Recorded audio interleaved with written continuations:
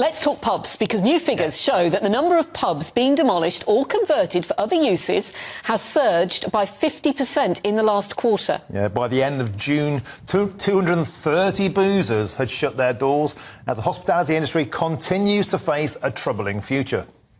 And joining us now is Andy Jones of Jones & Sons, a pub owner. Hello to you, Andy. So sobering news here, pun intended, for the pub industry. How much of this is down to inflation and the knock-on effect of high prices?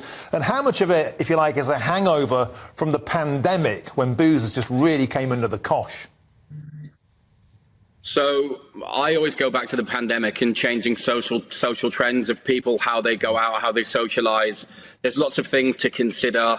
Increase in rents, especially in London. Energy increases are through the roof. Business rates are through the roof. Wage increases are through the roof. Wholesale costs are astronomical. And you're going to, as an owner, you look at it and you go, what am I doing this for?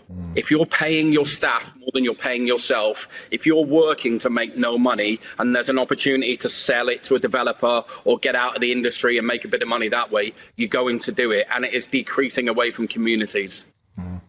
So we've seen a 50% increase in pub closures. This is a long-term downward trend now. What kind of things would you like to see? You talked about we can't control things like the base rate of the cost. What about things like breaks on business rates or VAT exemptions for pubs? What kind of things would you like to see put in place to help the beleaguered British boozer? I think across the hospitality industry, you have to lower the rate of VAT or cut VAT on food sales. We're not being charged VAT on food sales. So we're paying VAT on our food sales, but we're not claiming anything back on those. The alcohol, I can still accept that we pay VAT on, that's cool, but it has to be lowered. Business increases lowered. And the big thing that no one has talked about for years, and this drives me insane, is we are still fighting the holes financially that were left over by the pandemic. And the big one for me is we had to pay PAYE on furlough money.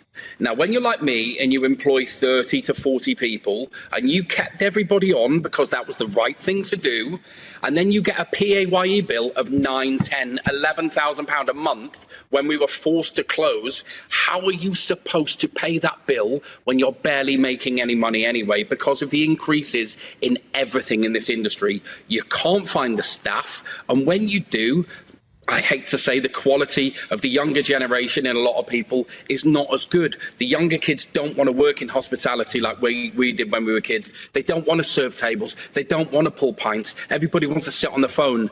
We're fighting the tide socially in hospitality, and it's getting really difficult. What about the alcohol tax duty that the government, changed the system, didn't they, back in the summer? And it was sold as being a good thing for pubs. Has it made any difference to you whatsoever? My wholesale costs have just keep on going up. They've gone up. I've been open for 10 years. Everything's gone up year on year on year on year. They mask it. They put a little spin on it. They try and make it sound like it's going to be good for you. Nothing is. Everything has gone up. The amount that we make now as hospitality owners, the margins are so tight. So tight. You just can't get away with any mistakes. And Andy, what are you paying, say, on your energy bills now a month? Is it that awful? About energy bills, they're just through the roof. Do you know what? I'm lucky enough. I have a finance manager who works for me. She doesn't tell me a lot of things that we pay out now because she knows what my reaction's going to be. It's demoralising, and we cannot put our prices up enough to cover the cost of everything. My main business is a restaurant. We're charging stupid money for alcohol at the moment.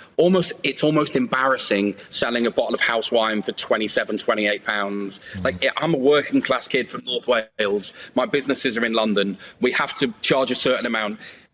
Where I'm from, charging £27 for a bottle of house wine is disgusting, but there's no other way. You have to do it.